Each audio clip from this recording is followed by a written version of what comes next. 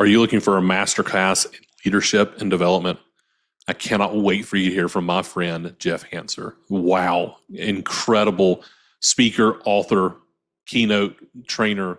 Here's my friend, Jeff. Welcome to Market Mavericks. I'm Matthew Eford. Join me as I speak with leaders who are redefining industries in every corner of the market. From startups to established businesses, we'll uncover the strategies, challenges, and insights that drive success. Get ready to be inspired by the Mavericks who are shaping the future of business. Welcome, everybody, to the Pillars of Purpose podcast. I'm your host, Matthew Eford, and I'm so excited for today's show with my new friend, Jeff Hancher. He and I met through a mutual friend, Tim, a friend of the podcast, Tim Elmore, and we actually were in the pre-recording talking about all the other people that we know. Unfortunately, he's not yet a Georgia resident. Hopefully, we can get him down this way, but Jeff, for those who don't know you, if you're come on and just introduce yourself. Welcome to the show. Tell us who you are and what line of business are you in? Yeah, well, thank you for having me, Matthew. It's a privilege. I love the work that you're doing, and I'm about serving people. And look, iron truly sharpens iron. None of us have all Amen. the answers, but together we can figure some things out, right? Amen. Yeah, I grew up here in southwestern Pennsylvania. I keep threatening to leave, especially this time of year. It's starting to get Yeah, cold, it's starting to right? get cold. Yeah, and I don't tolerate it as well as I once did. But yeah, I grew up here in southwestern PA, just about 20 miles southwest of Pittsburgh downtown. And I was born into poverty. You know, I had a mom that never worked a day in my life. I had a dad that battled chronic osteoarthritis, and they never worked. And so we grew up as a product of the system, Wow. and they were battling these severe health issues. This leads to, a lot of substance abuse. Okay. By the time me and my brother become teenagers, we're pretty reckless. And when I Wow. graduated, I decided I'm going to go to the military. I'd love to tell you it's because I'm a patriot, although I love our country. Sure. I was running from something, not to something. Okay. And yeah, I thought I was going to go to college on the GI Bill. Mom was sent home in hospice. Dad was having a leg amputated, so I was gonna wait one more semester and start, but I just needed a job. And so I went and got a newspaper, which is how we used to find jobs back in the day. And I just used my blue collar roots to find a job, and I found a blue collar job at a company called Cintas Uniform Company, picking up dirty clothes Wow. and, Okay. and dirty mats. And that seasonal job that was only supposed to last a few months lasted 25 years. And boy, did I learn a lot on that journey. So Wow. that's the nickel tour. That's amazing. So you get there, you find a job, and you didn't just find a job, you found a career. Mm. So tell us about that. Tell us you started as a seasonal worker. What was your path of career there? Yeah, I get this job and I'm just thinking, this is going to help, with prescription copays. Sure. I come from a line where I remember my mom even crying that she would have to cut pills in half to make copays stretch, right? Wow. This is a house that oftentimes didn't have electric, oftentimes didn't have heat. Wow. It was a mess. And so my motivation was like, don't make matters worse, just get some level of income. But Sure. look, this was good stuff because every Friday they paid me $400 and I was rolling in money. I'm talking about It's a like big deal, baby. we have arrived. And by the way, they had a 401k plan and they had hold your seatbelt on. They had benefits. I'm talking about healthcare, dental, vision, Wow. and if you stayed long enough, you could be part of profit sharing. Oh, And really, and I'm yeah. like, wow, Thank this you, place, Jesus. Wow. oh Okay. my gosh, like this, I mean, life is getting pretty good. I bought a brand new Chevy truck. I mean, I was breaking barriers. One of my chores growing up, Matthew, was I had to cut little squares out of metal coffee cans and pop rivet them to the floor of our car so that rocks and sticks and Wow. slush wouldn't. And here Wow. I am buying this brand new truck, man. I was around town with some kind of swagger about me. And I fell in love with the company and what I thought was going to be a seasonal job. I mean, there was just increase after increase and promotion after a promotion. And I'd love to tell you it's because I'm great. I work hard for sure, but I had some of the best, finest leaders that this planet has to offer that pulled potential out of me. And that is why I'm passionate about leadership, because I Wow. know the power of it. I love that. Okay. So when you say they invested in you, what did that look like? Well, I'll tell you this. I didn't know it then, but I know it now. Okay. When I look back on leadership, and I'm a student of leadership, because I think, John Maxwell says it best when he says everything rises and falls at the hand of leadership, and it's true. Amen. You can literally take a person that you're leading and literally transform their life. And when I look back on the leaders that did this well with me, keep in mind, this was a guy that didn't know how to be a professional. I mean, I had some military background, so, I had some SOPs in me from that, but I didn't know how to talk like a professional. Certainly, when I got into sales, I didn't know how to dress like a white collar. But I will tell you the common thread of the leaders that have made the biggest impact on me, and now I spend my life teaching these lessons, is that they found a way to navigate big deposits with big withdrawals, meaning they could give Okay. me the toughest feedback and I would respond with, thank you. Okay. Those So are the leaders that make the biggest impact. so what does that look like? We've got a tremendous amount of small business owners that listen to this all over the world, Yeah. that are seeking to. Yeah, I want to be seen as that. I have Yeah. employees, I have team members, I have people that I'm managing, leading, and I want them to look back on their time working with me or working for me, and I want them to say that about me. So Yeah. how do we get that said about us? I love that this is a show for small business. Um, and here's why. A lot of the founders that I meet that had a dream, dare I say a calling, they were good at their craft, right? They won the blue ribbon at the county fair for that apple pie 7 years in a row, so they're going to start an apple pie company, Yeah, right? But then they touch the stove because they don't know how to scale a business. sure. Nobody really ever taught them how to lead. They only have what they saw modeled. And so you have leaders that fall into certain camps. You have the passive leader, you Okay, have the passive aggressive leader, you have the assertive leader, and you have the aggressive leader. And if you're listening, you fall into one of these camps. okay, And usually it's that this leadership style is adopted by what you were exposed to. But I'm here to tell you leadership is taught. And the best leaders, they find their space in assertive, meaning they're very good at giving tough feedback. And the best way to describe this is with a story. yeah, sure, please. So here I am, a truck driver picking up dirty clothes, back breaking work, 60 plus hours a week. Life was good, but it was exhausting. And I would come in off the truck, and every once in a while I would see these guys dressed all fancy. They wore nice suits and ties and shiny shoes, and they drove these fancy cars. You probably heard of them, Matthew, Honda Accords. I'm talking about these guys, they were sharp. They had And it I going on. inquired about who are these guys? And they said, oh, those are the outside salespeople. And I said, well, tell me more about this. How's that all work? How do you get paid? And they say every time you sell something, they pay you a commission and you get a flat salary too. And I said, well, then that's what I want to do. I was a pretty good truck driver, by the way. Matter of fact, one quarter, they took me dinner downtown Pittsburgh to the Spaghetti Warehouse to celebrate my achievements. So I was getting recognized, and I Right. apply for this sales job. Finally, I get it. To find out I sucked at this job. I really sucked at sales. I was working hard, but just could not close a sale. Sure. I had a sales manager. His name was Sean.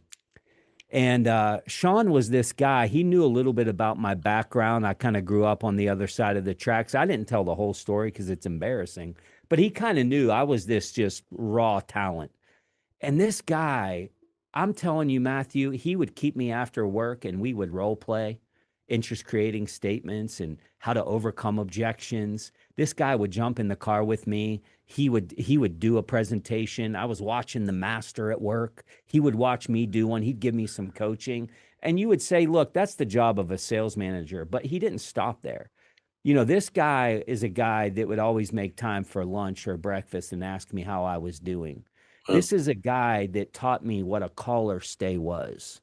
These little metal strips that make your collar stand right. And this is a guy that took me into Joseph A. Bank once and bought my first suit and took me in the men's room and taught me how to tie a Windsor knot. This is a guy that's literally transforming who I'm becoming. Sure. And I start getting some success in this sales thing. I'm starting to win quarterly awards. Matter of fact, I'm even on President's Club pace in my early tenure. And during all of this, as I'm making my run for my first President's Club, I get a call one morning from my dad that I needed to get to the hospital right away. And I had gotten this call many times, but I end up going to that hospital like I did every time. And dad was right. This day it was going to be different because it was this specific day that I would put my mom in my arms and I would hold her for the last time. And I'd love to tell you that my motivation was a Honda Accord, but my motivation was to get my mom and dad out of that 1-bedroom high rise. Sure. We'd been looking at neighborhoods and I lost all motivation, Matthew. And I'm talking about, I went to a very dark place. I don't know if I was clinically depressed, but I had no motivation to get up and go and sell and do anything. And I remember one day Sean pulled me into his office and he started by saying this. He said, "My heart is breaking for you and your family." Now, keep in mind, the grave dirt is fresh. And he says, "But I got to tell you, I can't let you go on like this. And you have a decision. I'm going to give you the rest of the day off. And tomorrow morning, I want you to come in and I want you to let me know, are you going to change your attitude or are you not going to be on my team?" Wow. He said, "But before you make your decision, I want to remind you, you have an 18-month-old son. You want to have family. You have a dad that's sick that needs you. You have a young, beautiful wife. You want to make a life for yourself that you never dreamed of. And this is the path forward. You're one of the greatest talents I've seen, Jeff, but you can't be on my team and act like this." Now, I will tell you, my chest was tight. I was mad. Like, how dare you? Yeah, oh, yeah, of course. Like, have a little consideration. But when I'm making that drive home from the office that day, I'm thinking to myself, I can't question that this guy cares. He does. But you want to talk about a hard conversation? I went back and I told him I'm going to be the person that I know I can be. And check out these words I said to him. I'll never forget it. I'm not going to let you down. Wow. Matthew, what has transpired since that conversation? 10 more promotions, an award-winning podcast. I leave the comforts of corporate America to launch out on my own. I have a national best-selling book. I travel all over the world serving people. I built my dream home. My kids are college graduates, for goodness sake. Wow. But I'll say this.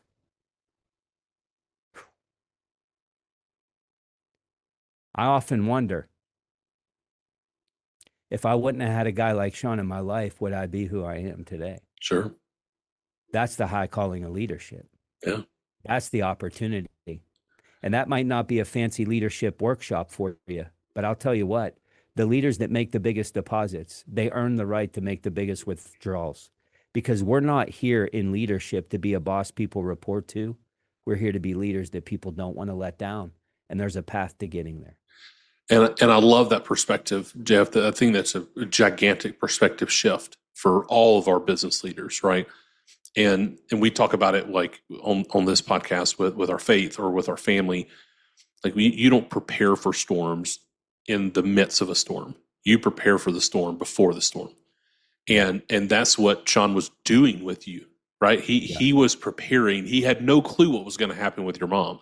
That's but right. He was preparing. He was doing those investments in you because he knew he had the opportunity to call you something higher. Mm. And he knew he could pull that deposit out, but he had look at how much he had deposited in over time at Joseph A. Bank, teaching you to tie that tie, staying after hours. Let me help you, coach you through this. I see something in you that you don't yet see, and I'm going to help coach you and call you to something higher. It's amazing. Man, it's beautiful. And I will tell you, there's nothing more fulfilling on planet Earth. And I know this isn't everybody listening. And by the way, if you're listening to this show, I already know you mean business. Yeah. I know you want to grow. But there are people that might be listening and they might be saying, man, that sounds pretty fluffy and soft. That's not our culture here. We're in the services industry. When Sure. we get hurt, we rub dirt in it and we take a lap. We're not all kumbaya here, Jeff. We're not about all that. I don't want people to think I'm soft. Sure. Well, look, there's a framework that I talk about that's three parts. One of those parts is accountability. Okay. But you can't just have accountability. It all starts with expectations. Then you have to graduate to feedback. And Okay. from feedback, inevitably, there's going to be accountability. When you hold people accountable without expectations and feedback, you're a monster.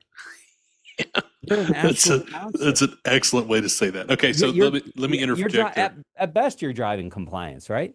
That's a great point. Let's look about expectations, right? So many business owners, myself included, we struggle with this. We struggle with, I have a picture in my head and I'm not articulating it well enough to my team that I'm assuming, which everybody knows what assuming does, right? I'm assuming that you understand what I'm asking of you. And we have taken the biggest leaps within our organization when we realize, like, oh, shoot, I've got to get it out of my head. I've got to get it on paper and I got to communicate it to our team with the roles. Help our business owners that hear that. The expectations, feedback, accountability. Let's take each one of those. Help us build the framework for expectations. What does that look like? How do we start with that? What's the next step? Well, the expectations have some requirements. They have to be very clear. Okay. They also have to be reasonable. There's going to come a time in your business that you're going to need somebody to run a 4-minute mile. But that doesn't mean they can. Matter of fact, you're going to ask them to, and they're going to say, show me the starting line. No problem. Meanwhile, they got 2 artificial knees and an artificial hip, and we're setting people up to fail. So they have to be clear. Okay. They have to be reasonable. And who decides reasonable? We do. We decide. So when you say we, you mean you as a business owner and your employees? Is that what you're saying? Right. You work together to say what is a reasonable goal? Yeah, which isn't always possible. Sure. But when possible, absolutely. At minimum, pull in your peak performers and talk about what's reasonable. Okay. But when they say, yeah, that's reasonable, for example, the 4-minute mile, hey, I'm thinking I'm going to ask everybody to run a 4-minute mile. And the whole team, they love you so much. They say, yeah, let's do it, boss. Let's run a 4-minute mile. Here's where we have to determine and validate that they're reasonable. Have you ever ran a 4-minute mile before? No. What's the best mile you've ever ran? 23 minutes. Okay, timeout, right? Like, hold up, right? Matter of fact, you just showed up to the starting line with Carhartt bibs and steel toe boots. That's right. You don't I mean, you're giving me effort, but it's not realistic. So they have to be clear. They have to be reasonable. The team has to be adequately trained to meet or exceed the expectation. And then here, let's finish it with maybe the most important thing about expectations. They have to understand why the expectation is good for them. Okay. Not our balance sheet. Okay. Not our competitive advantage. Sure. Why it's good for them. Because people care, but they never care as much as the founder. Sure. Nor should they. Sure. They're there. They have a why, right? So we have to earn the right. The expectation that we all get and we all can identify with is a speed limit sign, right? Sure. You see them every single day. They post those up as an expectation. Now, they also change from where you are in your neighborhood to the school zone to the interstate.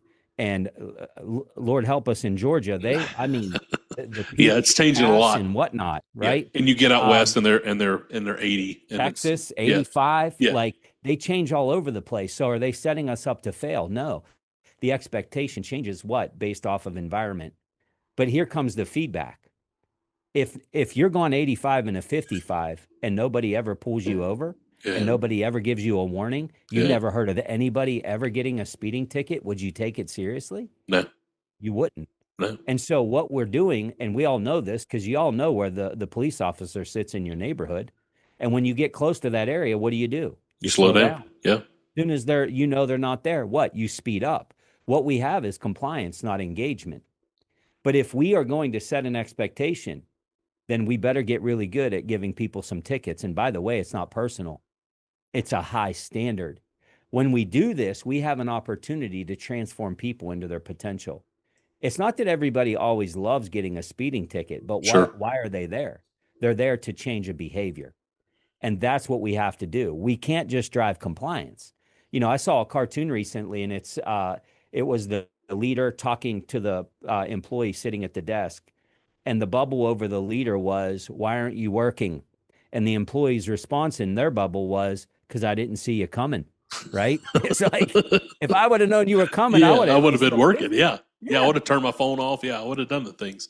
So So when you that framework is the answer. so when you're coaching someone, a small business owner, and you find them that there are systems in place to drive more compliance than engagement, Mm-hmm. what do you do? How do you help them? Help us, help me when I'm looking at my team and I'm saying how much of my system is incorrectly designed.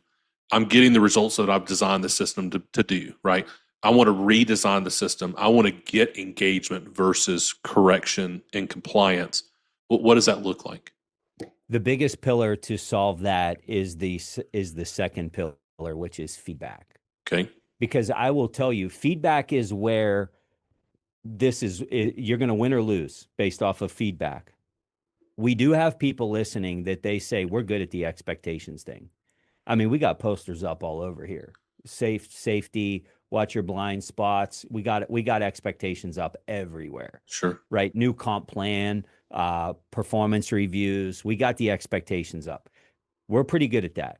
We also have leaders, especially the aggressive leaders, that's like accountability. No problem. When I see a problem, I call it out. I don't pull punches. I drive right into it. Sure. They're what I call the vanilla ice leaders. If there was a problem, I'll solve it. That's I'm right. in there, no problem at all. Here's where the feedback starts to empower, which is what we're trying to do as leaders. We're trying to empower. Now, I'm going to lose half the audience here. I hope you stay with me through the good parts.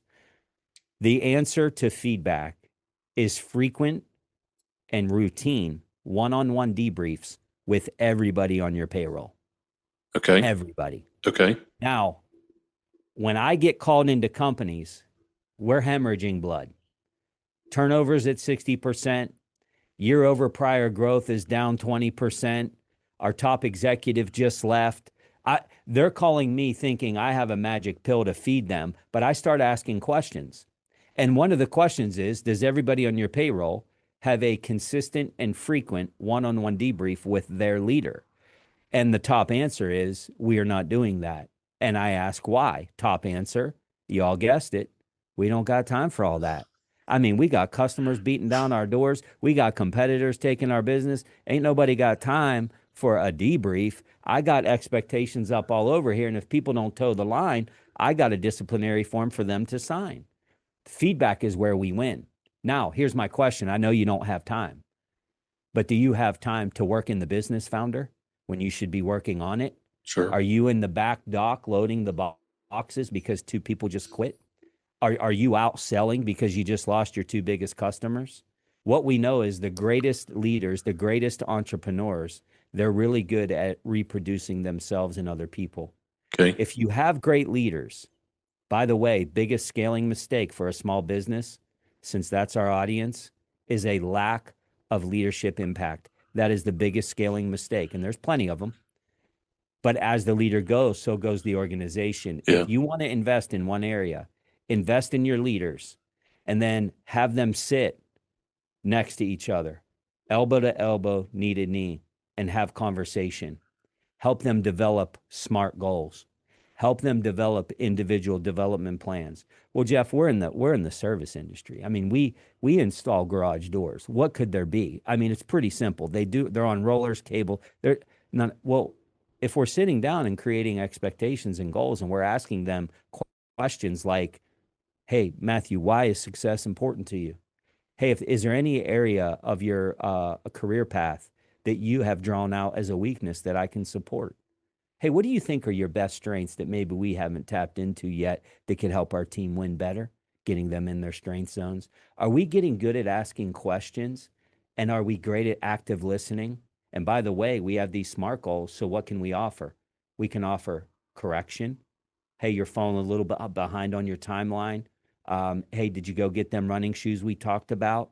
Hey, you're not going to show up with the steel toe boots anymore, right? We're giving them correction because the goal is to run faster. And so if we're meeting with them, what we're doing is we're becoming leader coach. And by the way, we're helping them grow into something that wasn't possible. Listen, y'all, you're listening to a guy that grew up in a worst case scenario, that became an alcoholic at 13 years old. There was Wow. no good reason other than some effort, great leadership, and the good Lord shining down that I should be any level of success. Yeah. But I'll tell you this, if it's not for these leaders, there's no way. Because when we're giving feedback and we're empowering, hey, man, not only are we making people, helping them reach their potential and changing their life and maybe generations to come, I'm going to tell you what, I haven't found a better way to drive a balance sheet than Wow. empowering people and getting them engaged with their work. I love that perspective, right? I mean, it's an amazing perspective. It is extremely encouraging. It's motivating, but also the perspective of our team. If we want to go further, we're helping them elevate to be able to go further. Yeah. That we're helping put them in the position to be able to do the things that they want to do, and Yeah. that we want to do as a leader and as a business owner. Yeah. So when you look at businesses, when you're saying the one-on-one meetings, people hear that and they're like, I ain't doing that. So we may have lost half the audience, but for the audience Right. that's still here, that says, yeah, I want to do that. Mhm. What does that look like? Are those meetings done? You said frequently. Is that a 15-minute meeting once a week? Can you give us? Do you stay away from structure, or can you kind of help give us some structure, some parameters around what that would look like? Yeah, absolutely. And I think the reason I don't ever give a frequency is because no two leaders created equal. We have people listening that have 25 direct reports. Sure. We have some listening that are 4 direct reports. So you got to find that cadence for yourself. If you can do weekly, do it.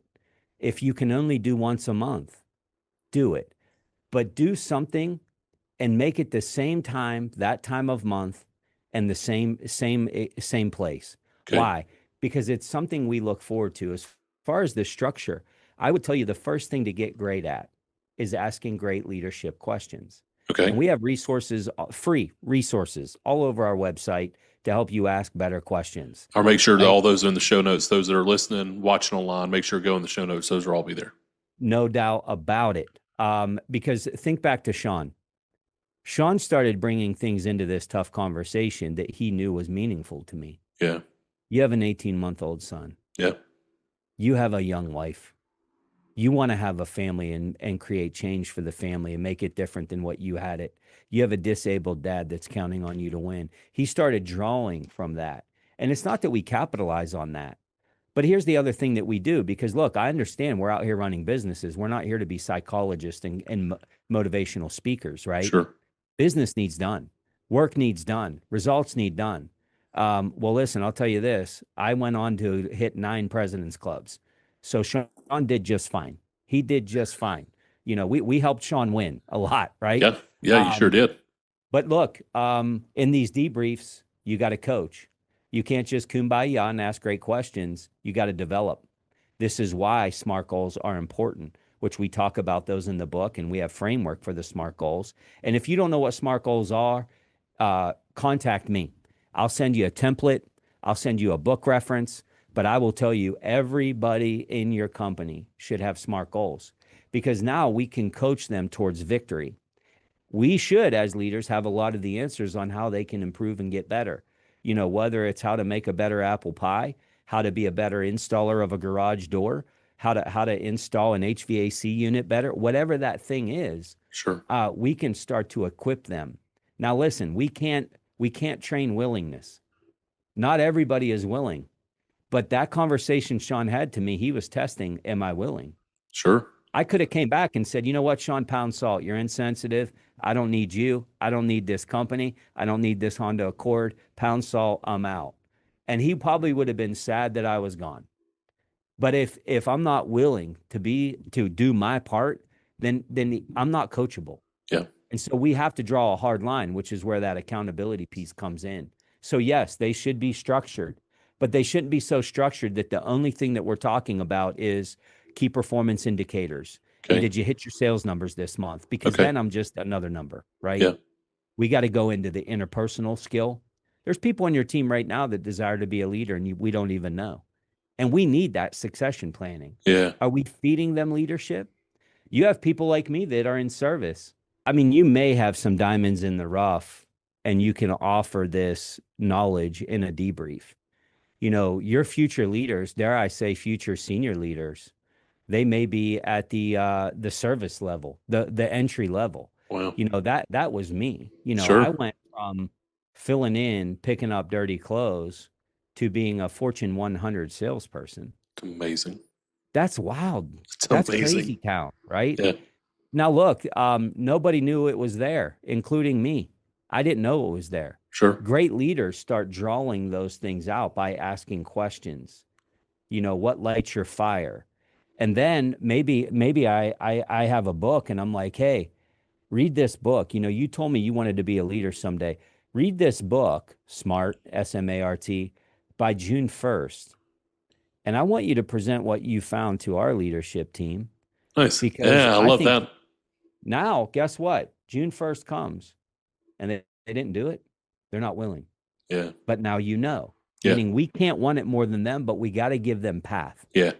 Give They them a can path to help grow. self-select out of this additional opportunity. Yes. Yeah, No I question. love that. So let's kind of end the conversation around this. And Jeff, I thank you for your time. I will be respectful of course. your time as we kind of come to the end of the conversation. Is there anything else on the accountability piece that you want to add there before we talk about the book specifically promoting it? Yeah, I would. Let's talk to the passive leader for a moment, Okay. because the passive leader is the one listening that has the hardest time with accountability. And passive leader, man, we love you. We do, because you have a huge heart for people. I mean, you bring in sheet cake on birthdays. You write handwritten notes for people that lost loved ones. Matter of fact, you're at the funeral. You're sending diapers for every baby that's born. But maybe your team just doesn't respect you. And you know who you are because you feel taken advantage of. Okay. And this is also happening in your personal life. And you say things in your mind like, after all I've done for them, this is how I'm going to be treated. Okay. So let me talk to that passive leader for a minute and say, there is a path forward. Are you willing? The framework that we have in this book, I really give two. There's multiple. But there's things to avoid with accountability, like the sandwich. Okay. You don't do the sandwich. Okay. The sandwich is good, bad, good, right? Yeah. Matthew, you're so amazing, one of the best employees we have, but I got to tell you what, I'm really tired of you being late to the team meeting, but I will say this, you are a hard worker. So what am I here, right? So we avoid that. We avoid labeling. We avoid procrastination. Okay. We avoid judging. Judging is, well, you know what, Matthew, I think the problem is that you're lazy Yeah. or you don't care. That's judgmental. Okay. We stay to the facts. There's two things that I talk about in the book that are literally formulas that you can learn so that when somebody is late to the meeting, we can just go into action and use some leadership muscle memory. Love that. One of the methods is situation, behavior, impact, intent. Okay. This is the SBI model. Okay. Tell them the situation, address the behavior, not the person, then go into the impact of their behavior. How did it affect the team, the customer, everybody else? And then what was their intent? We ask questions like, what were you trying to accomplish by interrupting me in the meeting? Versus, I'm going to tell you what, you son of a gun, you ever interrupt me again, you're going to get fired. What are you thinking? So we got to get intent, but then we got to reset and we got to say, look, if this were to happen again, I got to let you know we would start progressive discipline, and that could lead potentially to you not being on this team anymore. Yeah. And I don't want that, right? Yeah. The other one is the 5 questions. The 5 questions of accountability. So somebody misses a deadline on the expense report, and you pull them into your office and you start with question 1. And question 1 is, do you know the expectation? Number 2, tell me what it is, because then we got to validate. Number 3, can you tell me why meeting the expectation is good for you? Not the company, not the customer. Why is it good for you? Number 4, what are you going to do differently in the future to make sure this never happens again? Yeah. Now we're getting engagement, leading them to the right answer. And then question 5, passive leader, you're going to love this one. If this were to continue, what do you think we should do? Now we're getting them engaged in discipline. And they might say something like, if it happens again, I guess I should be written up. And you say, I agree.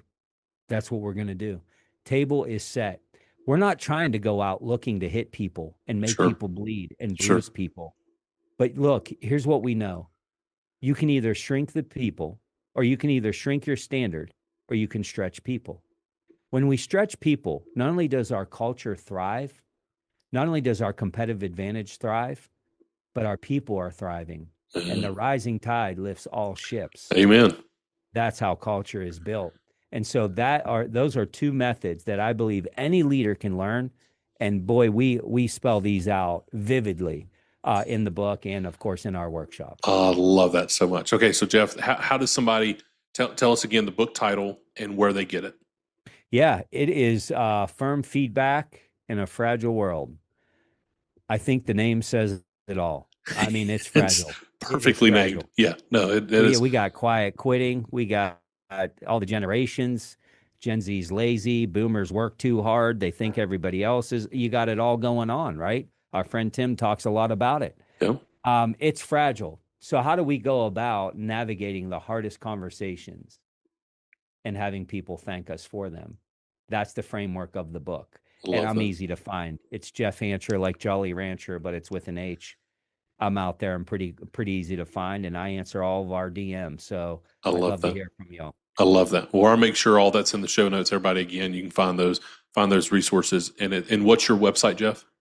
JeffHancher.com. Perfect. Make sure that's in the show notes as well. Make it easy out here. You're making it easy, baby. Well, I appreciate you. Appreciate the way you're leading. Thank you for sharing with our audience today. Thank you, everybody, for joining us today on Market Mavericks. We'll see you soon. Thank you for joining us on this episode of Market Mavericks. We hope you're walking away inspired and ready to take your own adventure to the next level.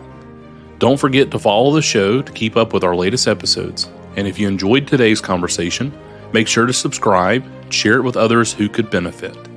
And hey, if you know a market maverick who has a story that needs to be heard, please drop their name in the comments. We would love to bring their insights to the show. Until next time, keep pushing boundaries and leading with purpose.